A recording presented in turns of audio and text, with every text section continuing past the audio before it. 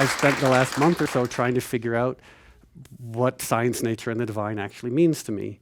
Because these are the three things that I spend most of my time thinking about. And so first, and we do this in my 12-step group, I just want to tell my story about my experience with these three things, specifically the divine.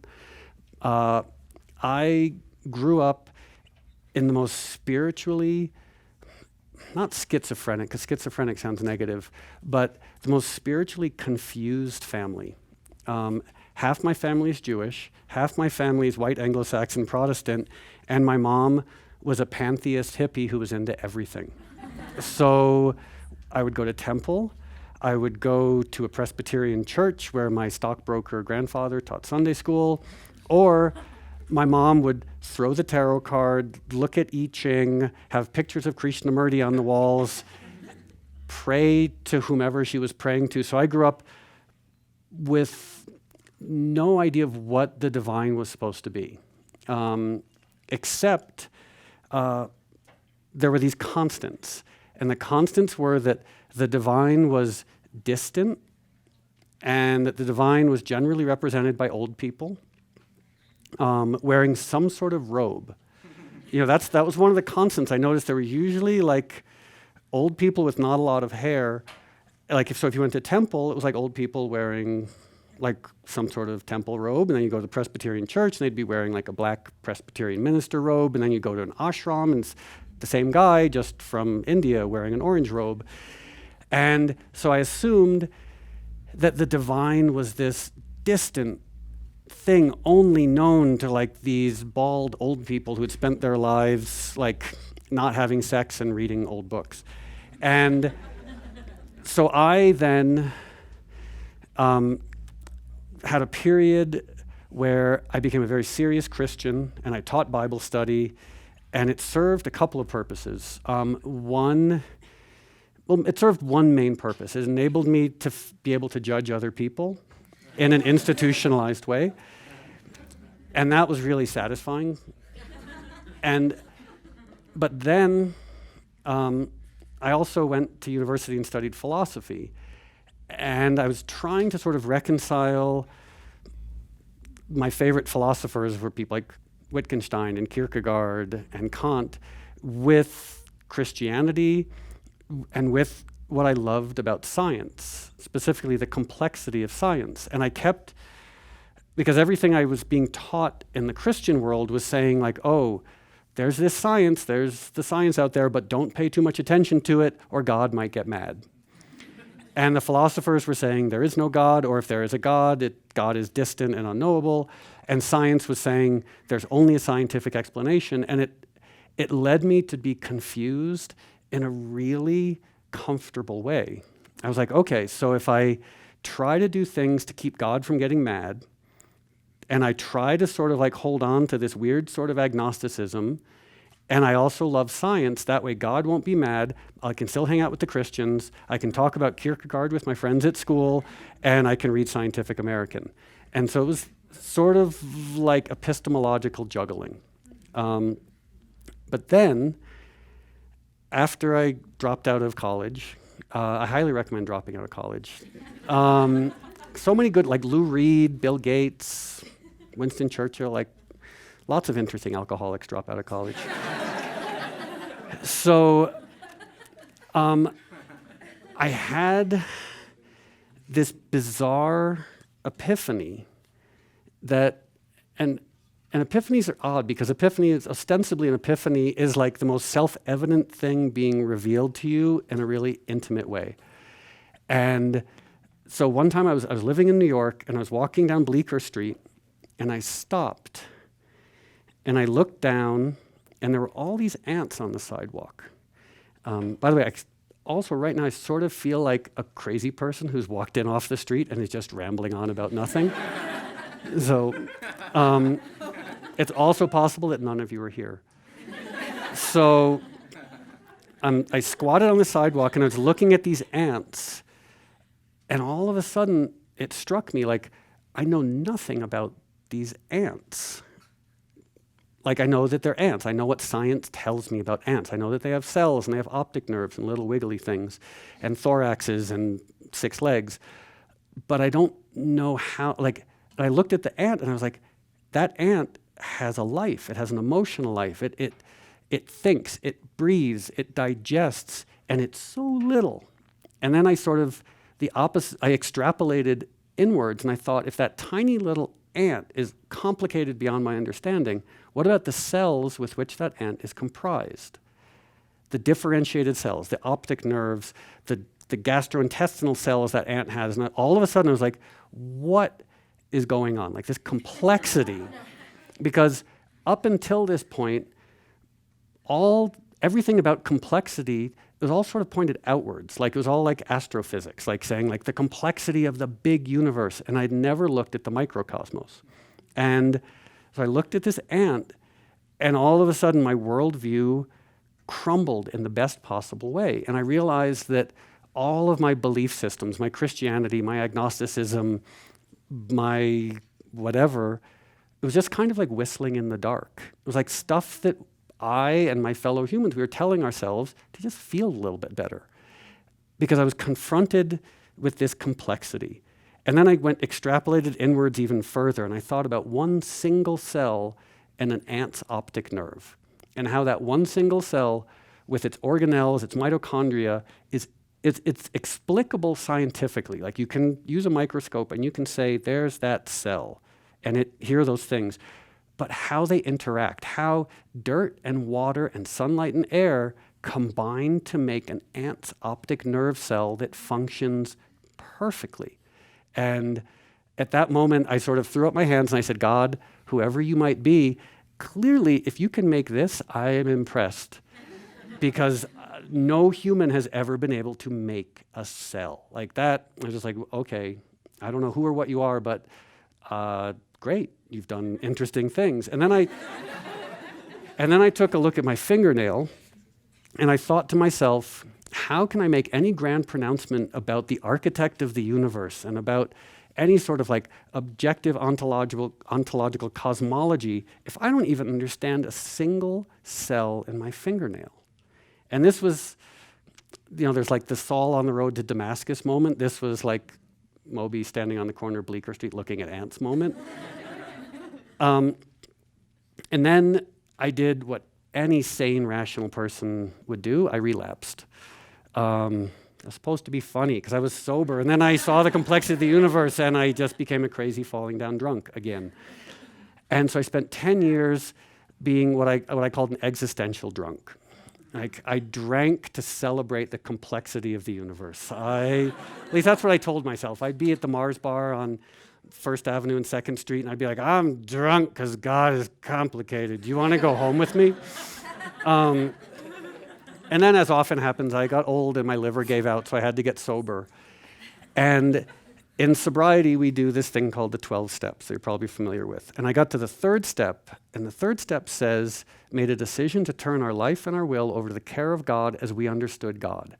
And this was a huge crisis for me, because I was like, I don't understand God. So how do I take my life and my will, which is pretty much all that I have, and turn it over to the care of a God when I don't understand God?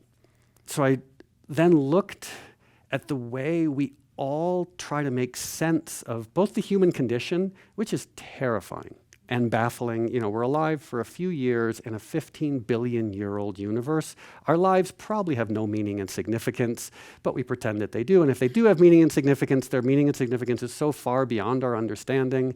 And there's all the stories we invent for ourselves, whether it's Buddhist stories or Islamic stories or Christian stories. They're stories, they're metaphors to help us make sense of this baffling human condition. And so I looked at all the different ways that this God I didn't understand had been represented in popular culture, in Western culture, Eastern culture. And then I thought simply, okay, rather than look at stories about God or the divine, why don't I look at what the divine seems to make when we're not watching, like the stuff we don't pay attention to? And so I looked at puppies, because rarely, I have yet to find any sort of religious belief that deifies puppies. But I looked at puppies, so I said, here's something that God might have made, assuming there is a God, and look at this puppy. I was like, so the God described to me by Eastern and Western religious people is a stoic, angry, bizarre God. I was like, but puppies are fucking nuts. Like they're goofy and relaxed, and they fall down and they chase their tails, and they're just happy and joyful. And I started looking at all the spiritual traditions around me. I was like, why don't the spiritual traditions represent the ethos of these puppies? And then I looked at some other things. I looked at plants, and I saw the majesty of plants, that you give them a little bit of sun, a little bit of dirt, and they turn into these incredibly complicated things. Like if you've ever looked at a sequoia, and granted that's easy because they're big, but it started with a seed this big. You just give it a little water, give it a little dirt, a little sun and air, and it turns into this thing that is inexplicably complicated. And so I started thinking, okay, this is the character of the divine. And then I started looking just at other manifestations of what I thought the divine might be.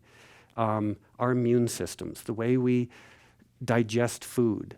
And I had this other wonderful epiphany that sometimes I get emotional talking about. I was on a train, on an Amtrak, going from New York to Philadelphia, and it was full of obese businessmen. And we were driving through a marsh in New Jersey, and if you've ever gone through New Jersey, it's rough. And we were going through this marsh, and I looked at the businessmen around me, and they're like eating bacon and eggs and drinking Diet Coke, and they're like stressed, and they're all obese and florid and sick. And I was like, oh, and this thought came. I looked outside, and I saw this industrial wasteland with marsh reeds growing out of it. And I thought the divine loves us so much that even if we feed it garbage, it will try and keep us alive. And even if you poison an ecosystem, it will still try to create life from that.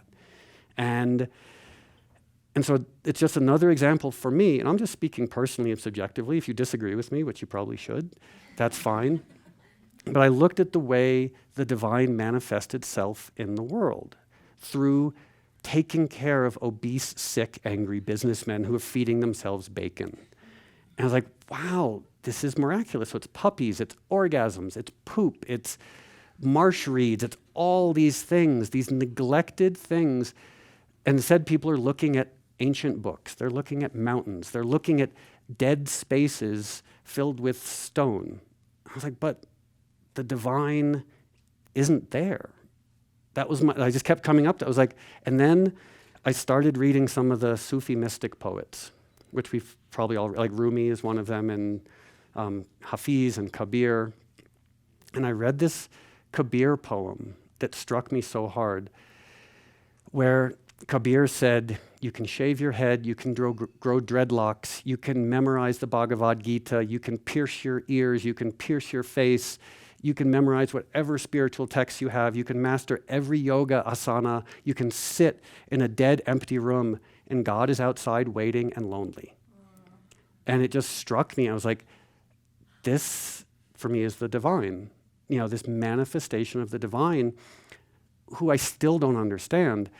But for me, it's represented through healing, through life, through DNA, through puppies, through all these things that we ignore. And there's such a bizarre quality to that we ignore the fruits of the divine and we go into dead spaces to worship. And then I read there was a 12th century ostensibly Christian mystic. What I've learned about a lot of medieval Christian mystics is they weren't really all that Christian. They just said Christian things so they wouldn't get killed. Like a lot of the alchemists, when they were talking about turning lead into gold, that's not really what they were talking about. But if they said to the church, hey, we can turn lead into gold, the church was less likely to kill them. Instead, they were talking about the transformation of humanity and turning us from a base metal to a more elevated metal. And there's one 12th century mystic, Joachim de Fiore, who there was a rumor that Obama quoted him in his 2008 acceptance speech. I wish that he had, but he didn't. And Joachim de Fiore talked about the evolution of human spiritual progression. Like at first, we were just scared. We'll call that the Old Testament, like this vengeful, scary God. And then the second is a sort of like a clerical, institutional God. And the third is what he calls a church without walls. And that to me is where, at least for me, where I want to go. Like the worship of God, the worship of the divine, the encounter with the divine through nature, through things that the divine seems to make. And the strangest thing about the miraculous, these things that the divine creates, is they're so ubiquitous. Like even within each one of you, there are trillions and trillions and trillions of cells all ostensibly working together and all differentiating. Like that, it makes my brain melt when I think about it. This idea of, like, it seems like for the longest time, we've had an adversarial relationship with everything. And we've had an adversarial relationship with God, or if not adversarial, bizarrely placating, which is so odd. Like you have this God or the divine that is ostensibly 15 billion years old and makes puppies, diarrhea, mountains, single-celled organisms, but we hide stuff, or we're ashamed. Like you have an orgasm, you're like, oh, God might be mad. It's like, I don't know. I think God wouldn't have made orgasms if he didn't like them, or he or she or it or whatever God might be. But this adversarial relationship, like we fight nature, which is so, and I just hope that we evolve beyond this before it destroys us. We eat food that kills us. We isolate ourselves from each other. We even have adversarial relationships with ourselves. Like how many people here have meditated recently and felt guilty about it? Like, oh, I should have done better. I should have meditated longer. Oh, I should have a better yoga practice. Fuck that. Like being human is difficult. And whatever the divine is, it doesn't want to make our lives worse. It wants to meet us, I think, where we are and be a force for healing. Based on evidence. That's not wishful thinking on my part. That's looking at my immune system. That's looking at my digestive system. That's looking at the fact that when I'm anxious and nervous, as I always am, and I pick my fingernails, they grow back. And they don't grow into eyeballs. They don't metastasize. They turn right back into fingernails. So whatever this divine is, like it's, as Hafiz and Kabir and these 12th century Sufi poets would say, like, it's waiting and it loves us. And I truly, bizarrely believe that. And it's also, so I'm hoping for myself and for us as a species that our adversarial relationship with whatever the divine is, with nature, with each other, like it's run its course. Like there's a great quote in the big book of Alcoholics Anonymous, and it's so comprehensive. It says, we stop fighting everything and everyone. And I think that that's such a wonderful ethos to live by if we can. So I see that I've got 15 seconds left. 10, 9. So that's pretty much all I have to say. Thank you guys for listening. If you have any questions, I can represent the divine flawlessly. Yeah.